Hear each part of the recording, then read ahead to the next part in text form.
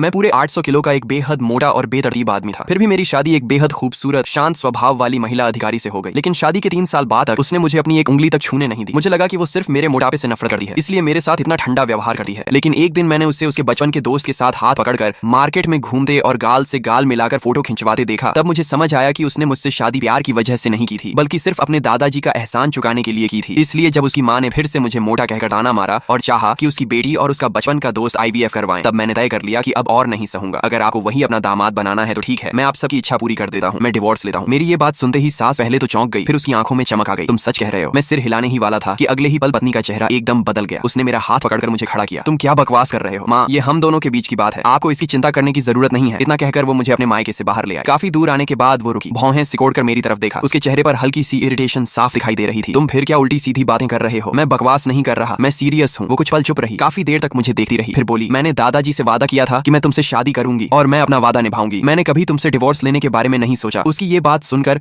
मैं कड़वी हंसी हंस पड़ा। कभी डिवोर्स नहीं सोचा? वो सच में कुछ भी कह सकती है। मुझे अच्छी तरह याद है कि पिछले जन्म में उसी ने मुझसे डिवोर्स मांगा था। बिना किसी वार्निंग के उसने नोटिफिकेशन की तरह डिवोर्स पेपर मेरे सामने रख दिया था। मैंने तुम्हें बहुत सह लिया, तुम्हारे दादाजी का एहसान भी काफी चुका दिया, अब हमारे बीच सब खत्म। पिछले जन्म में मरते दम तक मुझे समझ नहीं आया कि उसने अचानक डिवोर्स क्यों मांगा था, लेकिन इस जन्म में मैं वजह जानना भी नहीं चाहता था। मैंने उससे ज्यादा बहस नहीं की क्योंकि मैंने तारीख गिन ली थी। पिछले जन्म में जिस दिन उसने डिवोर्स मांगा था वो दिन अब ज्यादा दूर नहीं था। इस बार मैं खुशी खुशी उस डिवोर्स पेपर पर साइन कर दूंगा। उसके बाद मैं वेट लॉस करने और रेस्टोरेंट चलाकर पैसे कमाने में लग गया। 600 युएन ये वो कुल खर्च था जो इन सालों में उसने मुझ पर किया था। इसे मैं उसका एहसान मानता था। रेस्टोरेंट अच्छे से चलने लगे और जैसे ही मैं ये 600 युएन कमा लूंगा उसे वापस कर दूंगा, फिर हमारा हिसाब हमेशा के लिए बराबर हो जाएगा। मैं हर दिन इतना बिजी रहता कि पैरों को आराम तक नहीं मिलता। सुबह अंधेरा रहते ही दौड़ लगाता, फिर सीधे सब्जी मार्केट जाकर सामान खरीदा, रेस्टोरेंट लौटे ही सब्जियां धोता और तैयारी करता। ऐसे ही 2 महीने बीत गए और मेरा छोटा रेस्टोरेंट पूरे इलाके में फेमस हो गया। इतनी मेहनत से वेट लॉस भी सिर्फ एक्सरसाइज करने से कहीं ज्यादा तेजी से हुआ। 2 महीने में मेरा पूरे 50 जिन वजन कम हो गया। एक दिन रेस्टोरेंट बंद करके शाम के सूरज के साथ घर लौटा। आज कस्टमर्स बहुत ज्यादा आए थे, सारा सामान जल्दी खत्म हो गया था। मैं पसीने से तर था और पूरा शरीर चिपचिपा हो रहा था। मैं बस जल्दी से नहाना चाहता था, लेकिन जैसे ही मैंने कपड़े उतारे बांस का पर्दा अचानक बाहर से उठ गया। मैं घबरा गया और तुरंत तौलिया लपेट लिया। पीछे मुड़कर देखा तो टाइट ड्रेस पहने पत्नी से मेरी नजरें मिल गईं। मैं इतना घबरा गया कि नजरें हटाना चाहता था, लेकिन मेरी आंखें अपने आप उसी पर टिक गईं। मेरा चेहरा तुरंत गर्म हो गया। उसी समय उसकी आंखें भी फैल गईं और उनमें एक पल के लिए हैरानी और अट्रैक्शन दोनों दिखाई दिए। वो जल्दी से संभली, उसके कान लाल हो गए और वो बाहर चली गई। थोड़ी देर बाद मैं नहाकर बाहर आया, लेकिन बहुत अनकंफर्टेबल महसूस कर रहा था। मैंने आंगन में बैठे उसे देखा। आज इतनी जल्दी कैसे आ गई? ट्रेनिंग जल्दी खत्म हो गई। इतना कहकर वो चुप हो गई और बस मुझे देखती रही। उसकी नजरें बार बार मेरे शरीर पर जा रही थीं। अब मेरे चेहरे की चर्बी काफी कम हो चुकी थी और असली फेशियल फीचर्स साफ दिखाई देने लगे थे। उसने पहली बार महसूस किया कि मैं असल में काफी हैंडसम हूँ। तुम इतने पतले कैसे हो गए? रेस्टोरेंट के काम में इतना बिजी रहा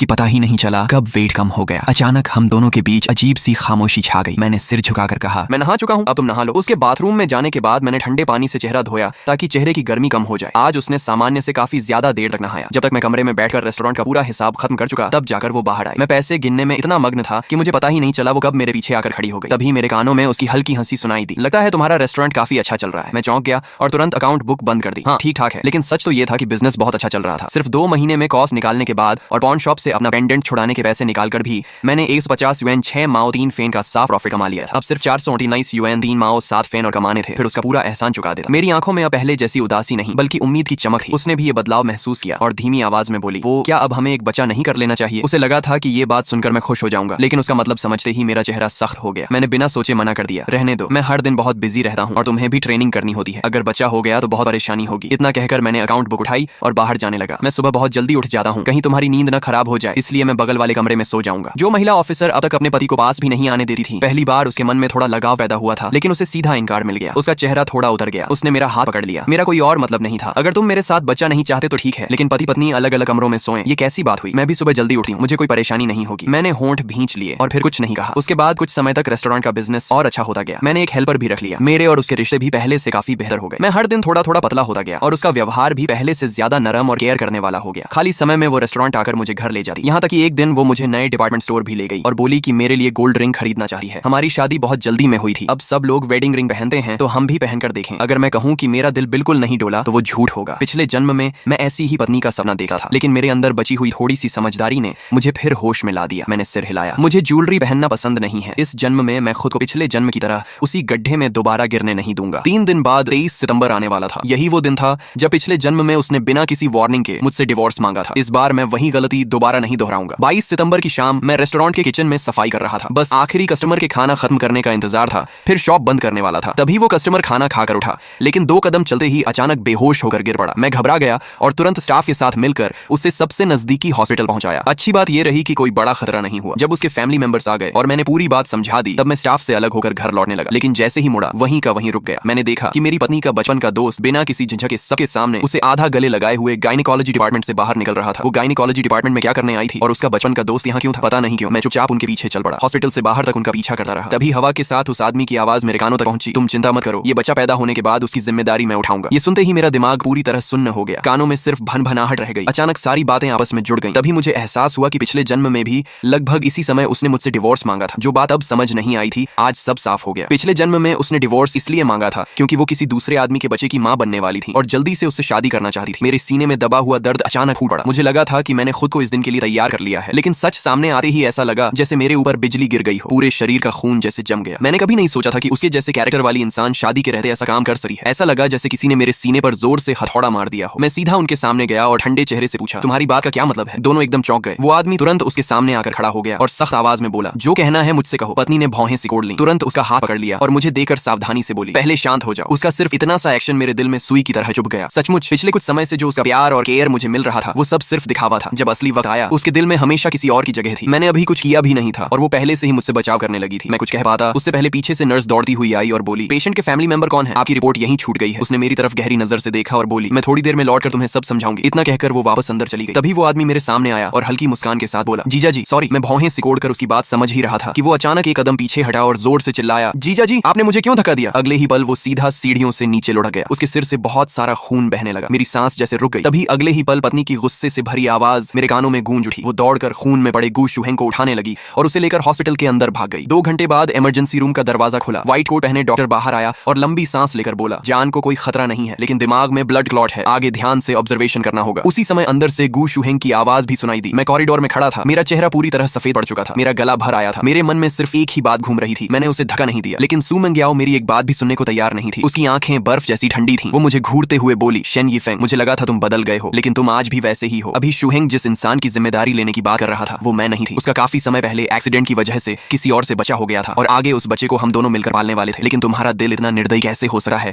कि तुमने उसे सीधे सीढ़ियों से धक्का दे दिया? उसके सिर्फ 3 वाक्य मेरे दिल पर हथौड़े की तरह गिरते रहे। मैंने मुठियां कस लीं और दांत भींचकर फिर कहा, मैंने कहा ना, मैंने उसे धक्का नहीं दिया। लेकिन चाहे मैं ये बात कितनी भी बार कहता, सू मेंग्याओ की आंखों में सिर्फ ठंडापन और अविश्वास था। तभी नर्स गू शुहेंग को वार्ड से बाहर लेकर आई। सू मेंग्याओ तुरंत उसके पीछे चल दी और उसने मुझे एक नजर तक देखना जरूरी नहीं समझा। उसकी आंखों में जो ठंडापन और फैसला था, वैसा मैंने पहले कभी नहीं देखा था। मैं वहीं जड़ होकर खड़ा रह गया। मेरे दिमाग में बस यही सवाल घूमता रहा कि आखिर मैंने उससे प्यार ही क्यों किया था। घर लौटकर मैं पूरी रात ड्राइंग रूम में चुपचाप बैठा रहा। मेरी आंखों में बिल्कुल नींद नहीं आई।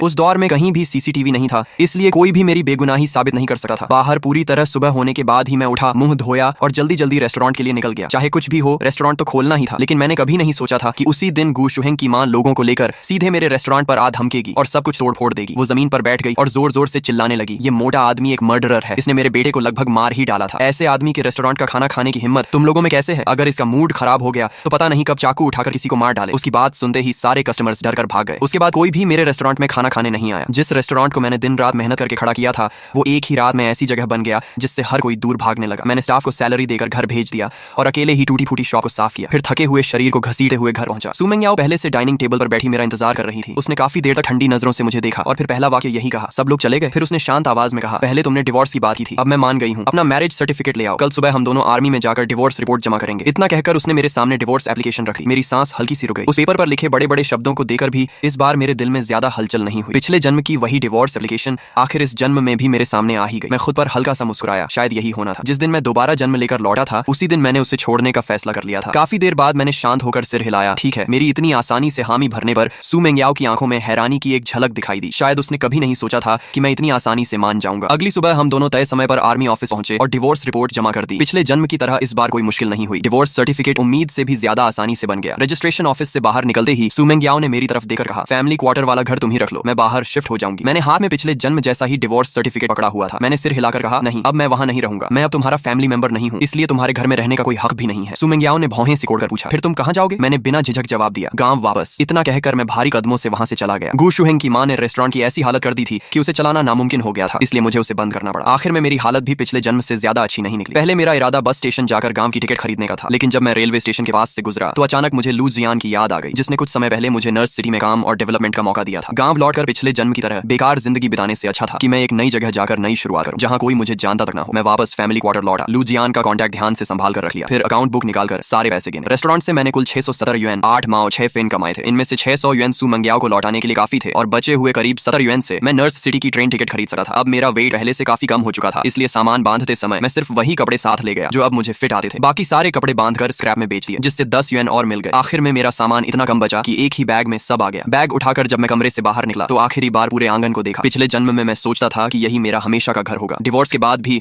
मैं वहां से जाना नहीं चाहता था और आखिर में सू मेंग्याओ ने मुझे और मेरे सामान को बाहर निकलवा दिया था। लेकिन इस जन्म में उसने खुद घर मुझे देने की बात कही। फिर भी अब मुझे वहां किसी चीज से कोई लगाव नहीं था। मैंने फैमिली क्वार्टर की चाबी, 3 साल की शादी के दौरान हुए खर्च का अकाउंट बुक और कपड़े में लपेटे हुए पूरे 600 युएन डाइनिंग टेबल पर रखी। फिर अपना बैग उठाया और बिना पीछे देखे नर्स सिटी जाने वाली ट्रेन में बैठ गया। पिछले जन्म और इस जन्म दोनों का हर रिश्ता और हर हिसाब आज से हमेशा के लिए खत्म हो गया। अब हमारी कभी मुलाकात नहीं होगी। उसी समय हॉस्पिटल के वार्ड में सू मेंग्याओ गंभीर चेहरे के साथ फल लेकर गू शुहेंग के कमरे की तरफ जा रही थी। जैसे ही वो दरवाजे तक पहुंची, आधा खुले दरवाजे के अंदर से गू शुहेंग और उसकी माँ की बातचीत सुनाई दी। उसकी माँ हंसते हुए बोली, इस बार मेंग्याओ का उस मोटे आदमी से डिवोर्स तो पक्का हो गया होगा ना? गू शुहेंग भी मुस्कुराते हुए बोला, बिल्कुल। आखिर मैंने बेकार थोड़ी ही शराब पीकर किसी दूसरी औरत के साथ सोने और बचा होने वाली कहानी बनाई थी। फिर उसे बहाना बनाकर चेकअप रिपोर्ट लेने बुलाया और उस मोटे आदमी पर मुझे सीढ़ियों से धक्का देने का झूठा इल्जाम लगा दिया। मेंग्याओ खुद कह चुकी है कि डिवोर्स के बाद वो मुझसे शादी करेगी। इसे वो मेरे लिए कॉम्पेंसेशन मानेगी। उनकी हर बात सू मेंग्याओ के कानों में साफ साफ पड़ रही थी। उसने कभी सपने में भी नहीं सोचा था कि झूठ बोलने वाला इंसान वही होगा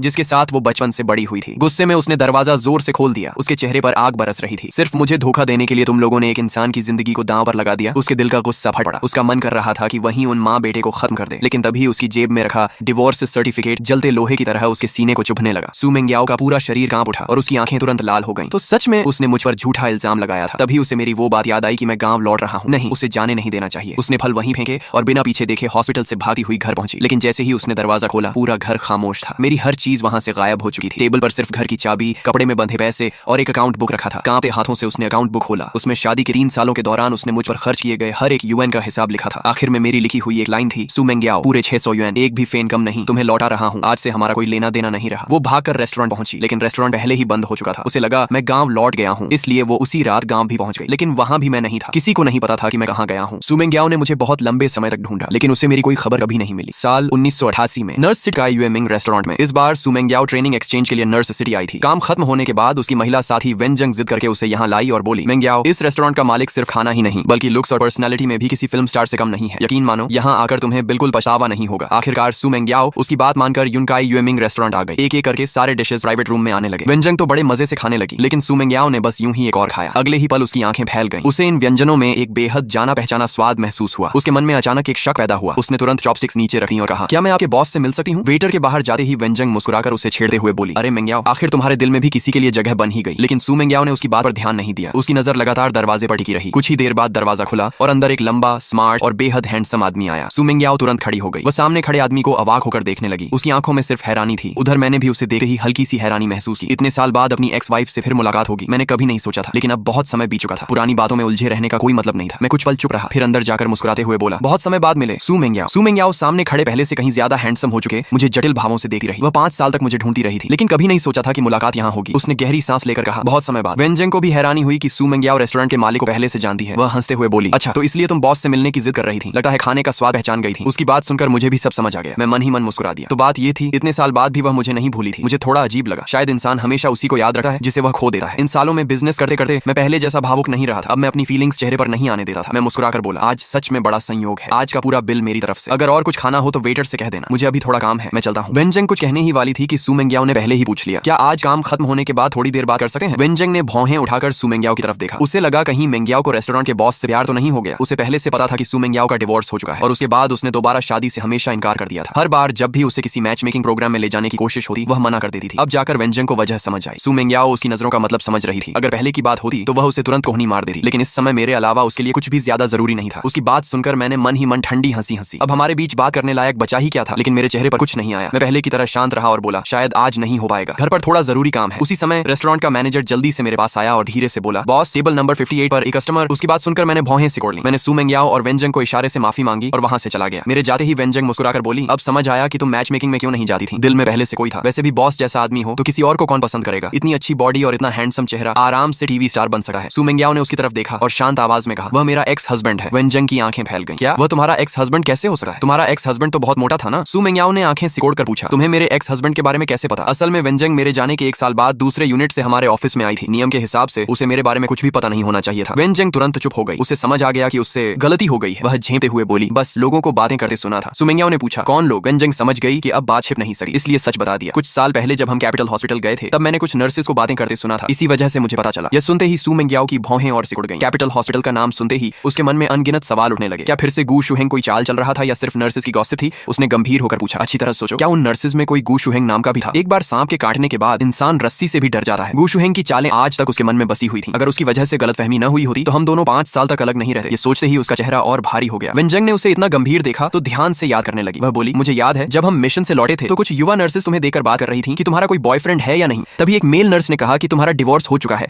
उसने यह भी कहा कि तुम्हारा पहला पति बहुत आलसी था, सिर्फ खाने का शौकीन था, बहुत मोटा था, उसका स्वभाव भी खराब था, उसने जबरदस्ती तुमसे शादी की थी और उसका कैरेक्टर भी खराब था। आगे की बात कहते कहते वेनजंग ने देखा कि सू मेंग्याओ का चेहरा गुस्से से काला पड़ चुका है, इसलिए वह चुप हो गई। सू मेंग्याओ इन झूठी बातों से बेहद गुस्से में आ गई। उसने कुछ देर गहरी सांस ली, फिर सख्त आवाज में बोली, यह सब सरासर झूठ है। वह बिल्कुल ऐसा इंसान नहीं था। शादी मैंने अपनी मर्जी से की थी। हाँ, उस समय वह थोड़ा जल्दबाज था, लेकिन वह कभी भी वैसा इंसान नहीं था जैसा लोग बताते हैं। वेनजंग ने भी सिर हिलाया। उसे भी लगा कि वह मेल नर्स पूरी तरह झूठ फैला रहा था। अभी जिस रेस्टोरेंट के मालिक को उन्होंने देखा था उसका उन नर्सेस की बातों में बताए गए मेंग्याओ के एक्स हस्बैंड से कोई मेल ही नहीं था। वेनजंग के मन में ऐसा लगा जैसे किसी ने उसे धोखा दिया हो और वह गुस्से से भर उठी। वह बोली, वह मेल नर्स सच में बहुत घटिया इंसान है। उसने जानबूझकर तुम्हारे एक्स हस्बैंड की इमेज खराब की थी। सू मेंग्याओ ने उसकी तरफ तिरछी नजर से देखा और बोली, अगली बार जब कैपिटल हॉस्पिटल जाओ तो मुझे उसे पहचान कर जरूर दिखाना। मैं भी देखना चाहती हूँ कि कहीं फिर से गू शुहेंग ही कोई चाल तो नहीं चल रहा। वेनजंग ने तुरंत कहा, मेरी मेमोरी बहुत अच्छी है, मैं उसे जरूर पहचान लूंगी। सू मेंग्याओ सामने रखे पूरे खाने को देखती रही। उसका बिल्कुल भी खाने का मन नहीं था, लेकिन क्योंकि यह खाना मेरे हाथों का बना हुआ था उसने फिर से बोल उठाया और खाना शुरू कर दिया। खाना खाते खाते उसने वेटर को बुलाकर मेरे पिछले कुछ सालों की बातें भी पूछी। खाना खत्म होने के बाद उसने वेनजंग से पहले वापस जाने को कहा। वेनजंग ने मुस्कुराकर उसे ऐसा लुक दिया जैसे सब समझ गई हो, फिर रेस्टोरेंट से चली गई। उधर सू मेंग्याओ रेस्टोरेंट के बाहर ही खड़ी होकर मेरा इंतजार करने लगी। मैंने टेबल नंबर 58 वाले कस्टमर का मामला निपटाया, फिर रेस्टोरेंट मैनेजर को ऑफिस में बुलाकर कुछ जरूरी बातें समझाई। मैनेजर के बाहर जाने के बाद कैशियर ने दरवाजा खटखटाकर कहा, बॉस, बाहर एक महिला अधिकारी काफी देर से खड़ी है, उनकी वजह से कस्टमर्स अंदर आने में हिचक रहे हैं, क्या उन्हें वहां से जाने के लिए कह दूं? मैंने हल्का सा सिर पकड़ लिया। मुझे पहले से पता था कि वह कौन है। मैंने हाथ हिलाकर कहा, रहने दो। कैशियर के जाने के बाद पूरे ऑफिस में सिर्फ मैं अकेला रह गया। मैं कुर्सी पर पीछे टिक गया और उंगलियों से आर्मरेस्ट पर हल्के हल्के टैप करने लगा। मैं खुद भी समझ नहीं पा रहा था कि सू मेंग्याओ के लिए मेरे मन में आखिर क्या बचा है। हमारे डिवोर्स को इतने साल हो चुके थे, लेकिन उसके अचानक सामने आ जाने से मेरा शांत मन फिर से बेचैन हो गया था। जैसे ही पुरानी बातें याद आती मेरा सिर दर्द करने लगा। लेकिन एक बात आई थी, मैं अपनी आज की शांत जिंदगी दोबारा बर्बाद नहीं होने देना चाहता था। लेकिन अगर वह यूं ही बाहर खड़ी रही तो भी बात नहीं बनेगी। मैं उसे अच्छी तरह जानता था। जिस बात का वह फैसला कर लेती उसे पूरा करके ही मानती थी। अगर आज नहीं मिली तो कल फिर आ जाएगी। आखिर उसे हमेशा के लिए कैसे दूर भेजूं? मैंने माथे पर हाथ रखा और परेशान होकर सोचने लगा। तभी मेरी नजर टेबल पर रखे मोटोरोला फोन पर पड़ी और अचानक मेरे दिमाग में एक आइडिया आया। उधर सू मेंग्याओ काफी देर तक रेस्टोरेंट के बाहर मेरा इंतजार करती रही। जब उसने मुझे बाहर आते देखा तो वह सीधी होकर मेरी तरफ बढ़ी, लेकिन अगले ही पल